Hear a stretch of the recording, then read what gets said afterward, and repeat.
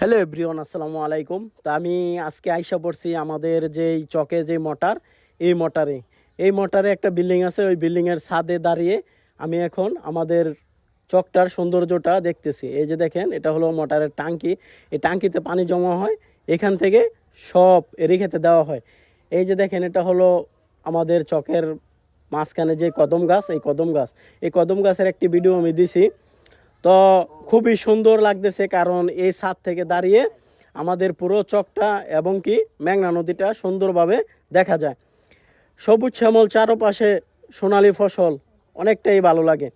তা আমাদের চকের দোনো পাশ দিয়ে নদী, আর মাঝখান দিয়ে চকটা বয়ে গেছে। এই যে দেখেন আমাদের যে নদীটা, এই যে নদীতে এই যে মাছ ধরতেছে মানুষ জাল দিয়ে।